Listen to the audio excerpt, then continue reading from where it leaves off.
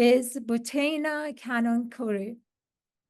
She's a women's rights activist, independent Palestinian filmmaker. I know Buthina for over 30 years. And she established a studio in Ramallah. I believe is Majd Production. Is that right? Majd Production. Yeah, I can introduce myself, no problem. Okay, in Ramallah city in the year 2000. Her objective is to produce documentary about various crucial Palestinian issues, focusing on women's social and political problems. Welcome, Buthina. She's an active member of this campaign as well. And she was part of the conference we had for International Women's Day. Welcome, Buthina. So our question to you is, would you please tell us about the situation nowadays in Gaza and West Bank, and how the word silence affected the aggression to spread to the West Bank and most probably to Lebanon, Beirut specifically, and also expanding in Middle East?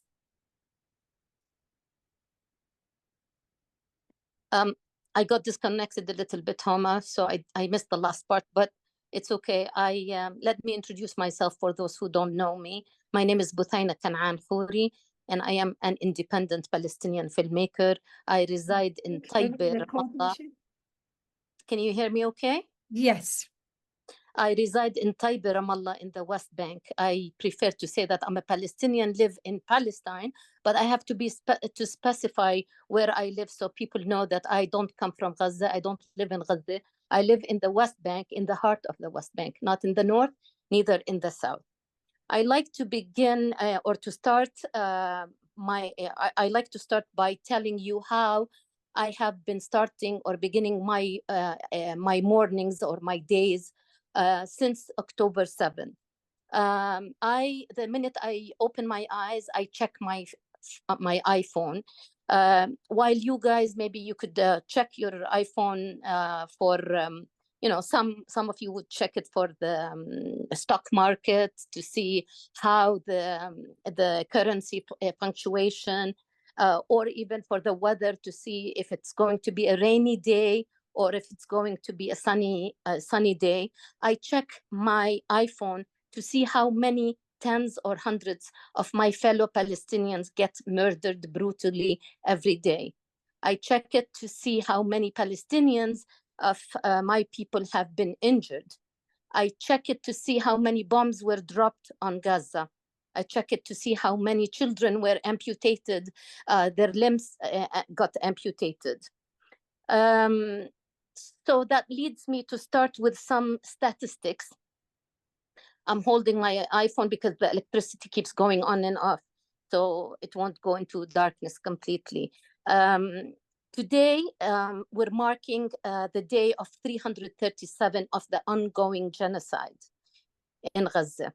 I'm not like other. I like to specify some numbers and some statistics so I can give you an idea of the horrifying situation that we have been facing just intensely since October 7th. In Gaza, we have over than 40,000 martyrs. 18,000 of them are children. On daily basis, we've been losing 37 mothers every day. We have over or nearly 100,000 injured. We have 10,000 missing, and little over than 10,000. We have also on daily basis 10 children losing their limbs, whether upper or lower, or even both. You can imagine when we say it's hell on earth for the past 11 months or almost a year, it has been. That's regarding Gaza. But regarding the West Bank, since I live there, we have about 685 Palestinian martyrs. 150 of them are children. Last week only, we've lost about 39 Palestinians being martyrs. Injured people, we have 5,700. To just emphasize more about the destruction that is taking place on the West Bank, we have 62 demolished inhabitant structures. In one refugee camp in Nur Shams in the north, we have 23 homes were completely demolished. 120 were partially demolished. In the city of Jenin, which is in the north, about 25 kilometers, which makes it about 70% of the street, were completely destroyed. That's in one city only. We have 10,400 total arrests. I don't have to tell you about what they face, the Palestinians, when they go in the Israeli jails, because I think everybody knows, as Azar mentioned some. Another element, what makes the West Bank is a bit different than Gaza. In Gaza, all this destruction is taking place by the Israeli force occupation, which is the army. But in the West Bank, there's another hidden army, which is the settlers. Since October 7, there were 204 settler attacks recorded. And they've been escalating their attacks more intensely since October 7. Whether it's direct shooting, direct killing, arresting, harassing, burning homes, burning cars, uprooting trees, etc., even throwing leaflets to threaten people and frighten them with the protection of the Israeli occupation army. The destruction has been focused in the West Bank on the refugee camps, using the same methods of Gaza by cutting electricity, cutting water, ruining the sewage system, destroying the sewage system, destroying the streets, the infrastructure intensely. This led to reveal the true face of what we call the American imperialism and the Israeli radical Zionism. What the plan became much more obvious. The plan of the United States of Israel, and please underline that, it's not a mistake, it's the United States of Israel, had planned to wipe and erase Palestine as a country from the world. But think with me for 1 second only, not even 1 minute. Do you think after the resilience and resistance and steadfastness and sacrifices that the Palestinians, my people, did through the years and intensely through since October 7, do you think we will allow this to happen? Do you think we will allow Palestine not to exist as a country in the world? You know, controlling people, you need two elements. You need to frighten them, and demoralize them. So no matter what the occupation forces, soldiers and settlers try to do, no matter how much they would cage us, no matter how much they would starve us, no matter how much they bombard us, no matter how much even they would blame us for what happened, Palestine has and it will be free. Through history, we were taught that liberty has a high cost. I can assure you, no Palestinian would like to die or wish to die. Because in the contrary, Palestinians love to live, but live in dignity and freedom and liberty. But if we have to face death in order to achieve our liberty and our freedom and our dignity, we're not afraid to face death. The world has to listen. Sorry, see, electricity keeps going on and off. Are you with me? Yes. Yeah, okay, good. I'm sorry again. So the world has really the world has really to listen to the Palestinians. It's often I wonder why it took us so long to discover for the October 7th to take place. I really wonder why through 11 months people in the world could not stop this ongoing genocide. I wonder why humanity couldn't reveal at most and be above everything. I think humanity will shine only by standing with Palestine. If the whole world thinks that standing with Palestine is freeing Palestine, I would say in the contrary. Actually, Palestine is freeing the world from the injustice by ending the occupation of Palestine. Therefore, I ask for the genocide to stop and for the occupation to end, the only occupation in this worldwide world to stop, and for Palestine to be free. Thank you. My other question is, what do you think people in Gaza, in West Bank, and even the refugee Palestinians across the world wish to have? One state or two states, one state with equal rights, or two states, Palestinians and Israelis living side by side and being in charge of their own destiny. Would you be able to respond to this? Yes, of course. Of course, I will be honored to respond to this. As Palestinian, we believed before, when the peace process started, we believed that we deserve to live side by side with the Israeli state, that it's two states for two people.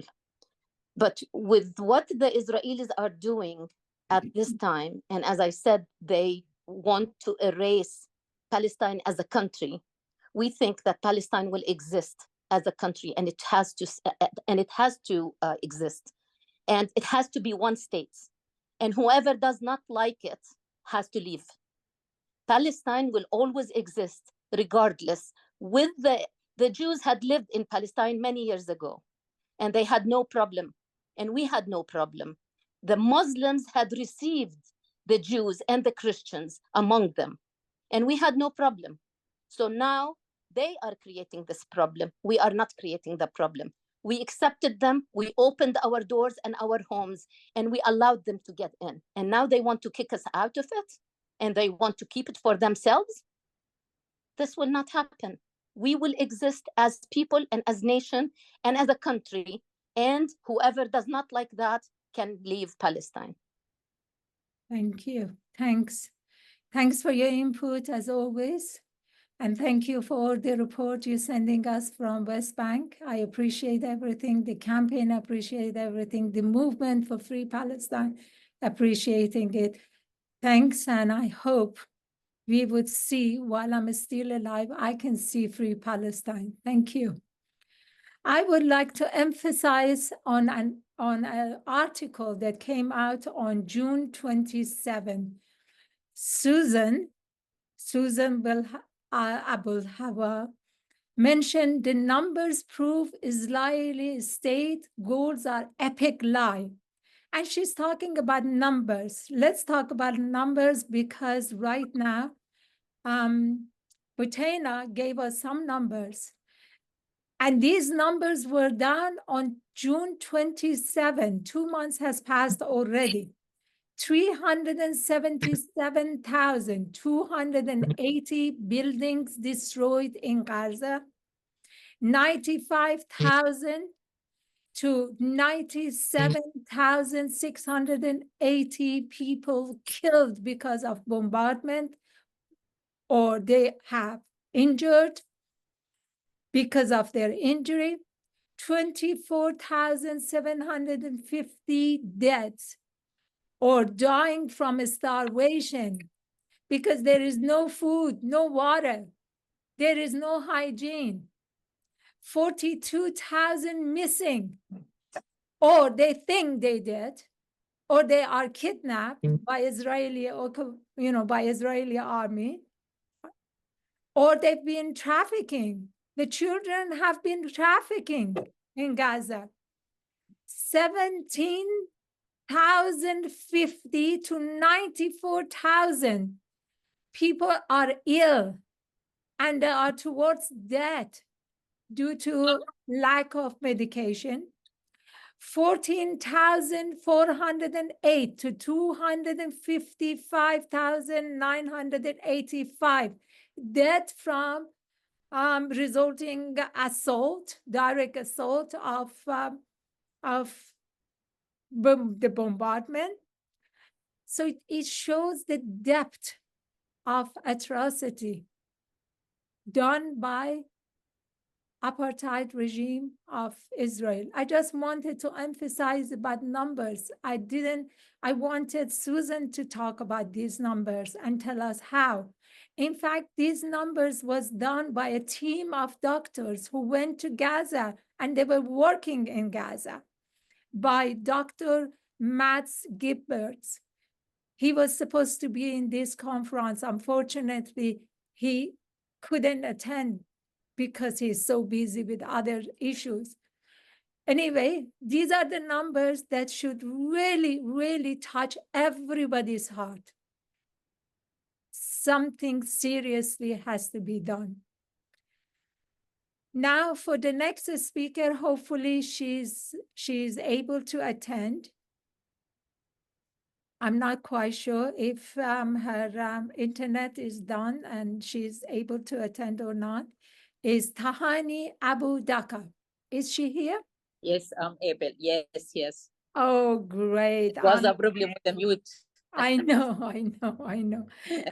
Thank you for being here. We all appreciate you. And she's Palestinian women's rights activist and advocate of environment. She built the first greenhouse in Gaza. And also she was one of the active participants of Women, Peace, and Security, how to establish the stability in Gaza. That's the most important part. So can you please tell us more about your role you played in the field of peace, and also your joint work in the field of environment, climate change? We would appreciate that. Go ahead. Thanks for introducing me, and to giving me this opportunity to participate with your great group. Yes, maybe I have been working for peace for more than 45 years, and also I have been working for community development more than 45 years. Since I started to work with my community to help women, to fight for women's rights, and also we find that we have also to fight against the occupation, because we were under the occupation, and every barriers among us, always the occupation. We didn't saw the another barriers as children, as a culture, as a families, something like this. For that, I was a leader in the first Intifada, which is we were working against the occupation, and we achieved until we have the Oslo Agreement. This time I was also working closely with the Israelis peace groups and the Israel left parties. And we built a very good relation between the Palestinians people and the Israeli people. And when Oslo started, also I start with my groups to build awareness among our people that we can live together, we can be a neighbor, we can make a development, we can build our country, and all of that. After maybe Sharon governments, when they start to build the the wall, and to make separation between the Palestinian and the Israelis, the people they don't know, the new generation, they don't know any things about each other. example, my children, they never saw any Israelis, any Jewish person, and the same. Their son, they doesn't know think about us, and they educate them that the Palestinian and the Arab, they are enemy, and they want to kill the Israelis, and they want to kill the Jewish, and everything. We start to saw the extremes in both sides, in Israeli side and in Palestinian side. There is a lot of extremes parties, which is, I think, they never think about peace. They never think about stability and about the values. And also in this time, I'm starting also to work to build awarenesses among environmental issues. And we discovered that the environmental crisis, they don't deal with the borders. They don't deal with the occupation. They deal with all the land, all the air, and the sea, all the water, and everything, which can affect us as the Palestinians and as Israelis. For that, we build a partnership with the Israeli organizations, which they are interested in environmental issues, as Arava for Environmental Study, Arava Institute for Environmental Study, and we start to put an agreement together how we can save the environment, how we can save the water, how we can build awareness, how we can work to solve the solid waste and sewage and everything. And we built a lot of projects in the ground to solve these kind of problems. And also we raise awareness about women and women participation and women. But after 7th of October, everything were damaged. Everything, all our projects, or all the peace concept, which is we learned the people about it, and also we lost all our projects in the ground. Also, I was building the first solar field in Gaza, which is a grid in a grid, is damaged by 5 minutes. It's give me a feeling that I don't trust all the war.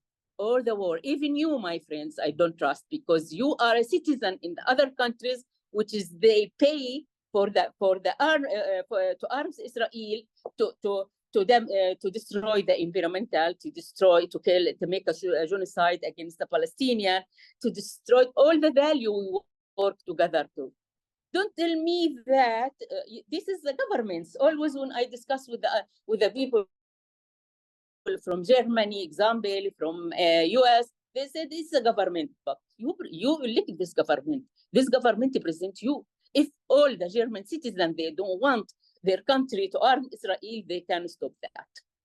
But everybody, it's far from the area. Everybody don't feel what happened. They don't feel that what we are thinking about what happened in the ground in Gaza. In Gaza, it's a genocide. All the numbers, which is your friends and the researcher did it, it's not right number. No one can know what is the right number of killing people, of energy people, of the people which they are already in Israel, which is they kidnapped them to Israel, and also the rapes people, the people which they were raped, and the women which were raped. No one but know the numbers, because it's a lot. The people didn't speak. There is no media covered anything inside Gaza. I know hundreds in one family, more than hundreds person is still under the rappel, and this is not calculated as a death people. There is a lot of people which is we don't know where they are now. Maybe they were killed under the rubble. Maybe they are in Israel jails, and we don't know. For that, if I spent in Gaza more than 7 months under the war, I saw everything. I don't believe that the number is less than 100,000 person were killed, and around 50,000 maybe they were. And also the more than 80% from the Gaza infrastructure was damaged. The Gaza completely is damaged. Maybe if the houses, is damaged, but the infrastructure it's completely damaged. All the industrial area, big projects, good projects, nice areas, everything is damaged. Everything was damaged in totally. And also the people, they lose their dignity, they lose their safety, they lose their security. I met a woman they told me, Tahani, we are spent now 4 months without to take shower. We don't have a shower. Even when we have a period, after the period, we don't find the water, we don't find a place to have a shower. We don't have a cleaning, we don't have shampoo, we don't have soap, we have nothing. Which just means that I couldn't believe in this century that might be happen with the people, with the human in the world.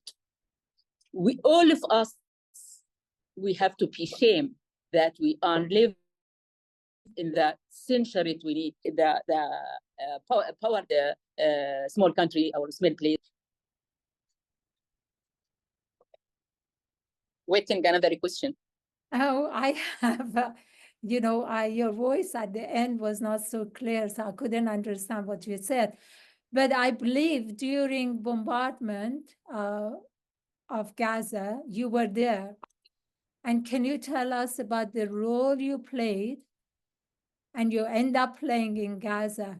What did you do in Gaza? You know that after Hamas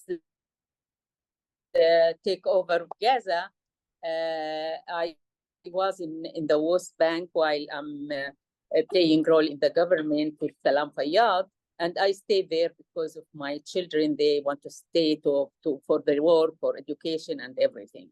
But I back to Gaza to build sustainable projects and environmental projects. And I stopped to work with the relief totally because I don't prefer to work with relief. We have to build the projects, we have to educate the people, and they can solve their problems. But I started to build a solar field. I spent 6 years trying to find financing, the first to have a permit for that and to take the approval from the Israeli side that I can use this land to build a solar field. And after that, 4 years to have a financing, because all the international financing bodies, they refuse to give us to build any kind of projects in Gaza. In the end, I get the financing from Bank of Palestine to build the 2 megawatt. I built it. I was in Gaza maybe in 5th of October to celebrate the opening of the project to connect it to the grid. And we have this the first solar on-grid projects. And the 7th of October started. I were evacuated as the other to the Mawasi area, and I was displaced. But maybe I was lucky because the friends helped me to rent a small cottage to stay with my family. But I while in there, I saw a lot of problems, a lot of women in the street with their kids, and the rains above them, and they are suffering. They don't find a place to sit. They didn't feel that they are secure. The bomb everywhere. For that, I decided looking for them. I contact the international and UN organization. I found them until after 3 months. They don't have any emergency plans. They don't have any plans to how to help these people. Only sometimes they bring some food, but to build shelters, to put these people in the safe place, nothing. The first, they opened the UNRWA school, and they put the people in the UNRWA school. And after that, the Israeli armies, they evacuated the UNRWA schools and all the UNRWA centers and all the hospital, and the people, they're starting near the beach in the street. I decided to do that. To have fun, financing, to have fun for that, you need to write a proposal and to send it to the donors, and the donor will discuss it. And after he'll put you rules and how to spend this money and like this, and the people in the street it was. I tried to use some money, which is I have it, and my brother also from Germany was sending me some money to help the family, our family. And also I have Jewish friends, which is they bring some money, send some money for me to pay to Egyptian to get out of Gaza. I used this money to build the first shelters for the families. I built shelters for 450 families, around 4,000 person. And after that, from my family, people from that family from outside of Gaza, they're starting to send me another money. I help the people. I build water wheels. I pump the waters. I try to give them a drink and to try to find for them mattresses and blankets and food. And I built another shelter. But I decided, because the culture of environmental, it's in my mind. I said that there is in all the shelters, all the places the people were left, the sewage it's around them. And the most of them, they don't have a toilets. The women go to the street instead of toilets. I decided to find money also to build toilets for all the most of the shelters, and also to build solution for this sewage water to do and to make a clean shelter. And also the first thing, I built showers and bring what it's called warm water from the sun. We make warm water from the sun, and I make place for women to have a showers. And after that, I build the third camp and the fourth camp. And also we built a school, we make schools, we make clinics and awarenesses for the people, give him some support and assistance. And we're still trying now. We are trying to solve the water in Gaza now. It's salty, and the people, they don't have drinking water. Now we try to bring desalination water to help the people to find drinking water. The work is very hard there. The situation is very difficult.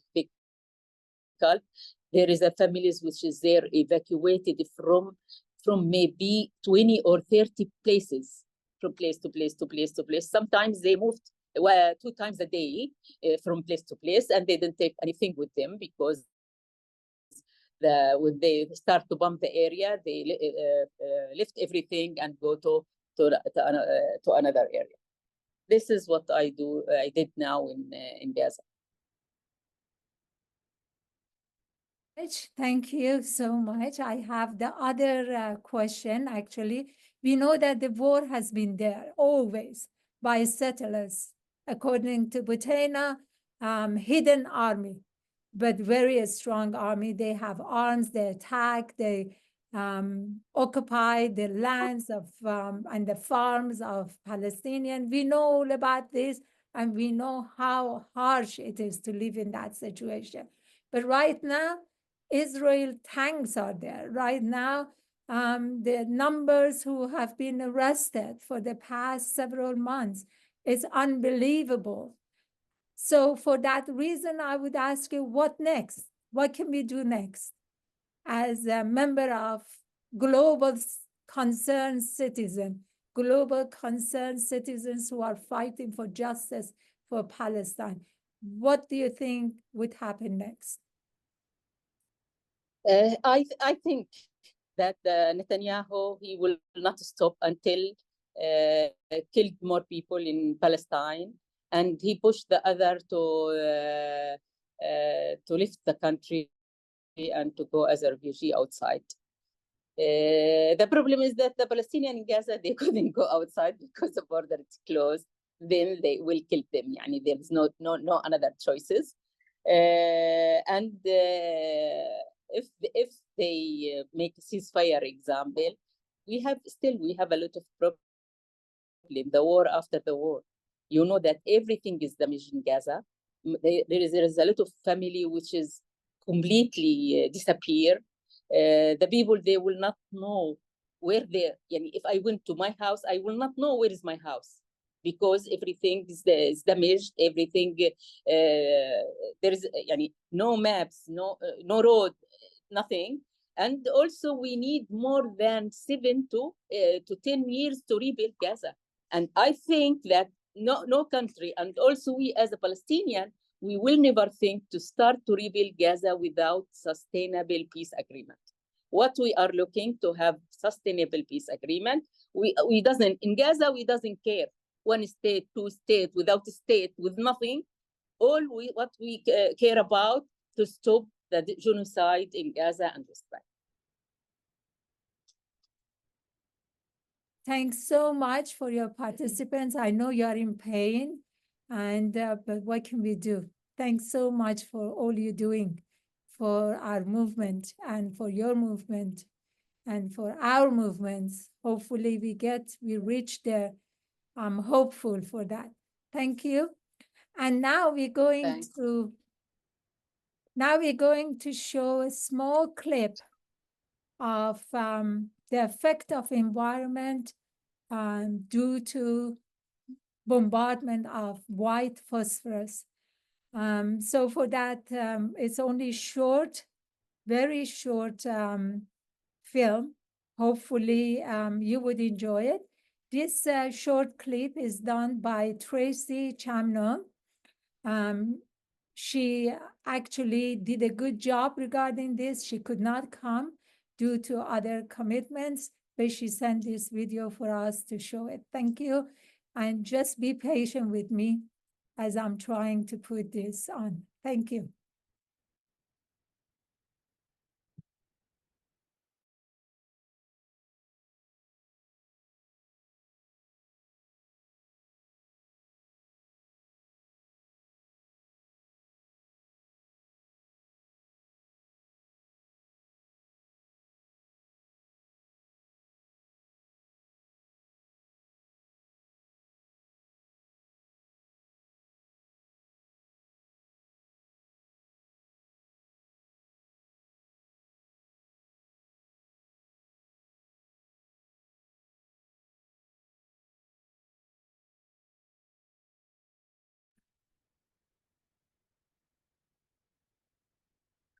Let me tell you about the awful and willful use by the Israelis of white phosphorus chemical bombs in Lebanon and on the Lebanese people.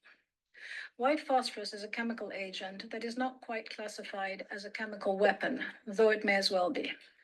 The Israeli military uses it in artillery shells to produce illumination, a smokescreen, or act as an incendiary. But this is a lie, because what they're using it for in South Lebanon is to create a scorched earth strategy to make South Lebanon uninhabitable. It's part of their desire to make a buffer zone on the Lebanese territory by cutting people's access to resources from their land that has been contaminated by the chemical and been rendered impossible to cultivate. They're spreading fear and terror into the hearts of local inhabitants, most of whom have had to abandon their homes and farms because of the physical danger to themselves caused by the contaminated crops and water supply. Because the white phosphorus chemical remains active, very toxic, and flammable for a long time, it causes long-term and potentially irreversible damage to South Lebanon's flora and fauna, rendering the region uninhabitable in the future as well. The successive Israeli leaders have been dropping white phosphorus shells on Lebanon since the 1970s, and it happened again just a few days ago. These attacks have mostly gone unnoticed by the world and by the international media. Since the events of October 7th, they've dropped more than 100 phosphoric bombs on southern Lebanon. Their phosphorus shells have struck at least 32 towns and villages, spanning nearly the entirety of Lebanon's 100-kilometer, 62-mile southern border. To date, nearly 10 million square meters, 108 million square feet of land in South Lebanon has been burned by white phosphorus. And as of last November, more than 100 people have been transferred to hospitals with difficulty breathing and phosphoric burns. White phosphorus is extremely harmful to humans on every level of contact. It causes severe, deep, and very, very painful burns as a result of a combination of thermal and chemical injuries. And since it is highly soluble in lipids, it can penetrate underlying tissues, resulting in internal burns that are hard and slow to heal, and can spontaneously reignite in the damaged tissue if the wound is exposed to air. So a person will burn from the inside out, leading to a very slow and painful death from wounds that keep reigniting. On March 19th, Oxfam and Human Rights Watch released a memorandum that cited Israel's use of white phosphorus on Gaza and South Lebanon as one in a wide range of Israeli violations of international humanitarian law. White phosphorus is a silent killer that causes progressive fatal damage over the years to people and to the land. It is an inhuman, cruel, and perverted practice which the Israelis have systematized, perfected, and gotten away with for decades. It's time that further international judicial pressure be brought to bear on the present Israeli government and its ministers for this additional crime against humanity in Lebanon, and that they be held accountable for their environmental terrorism through their intentional use of white phosphorus weapons to destroy land and cause yet another population to flee from their homes in fear this time of chemically induced death.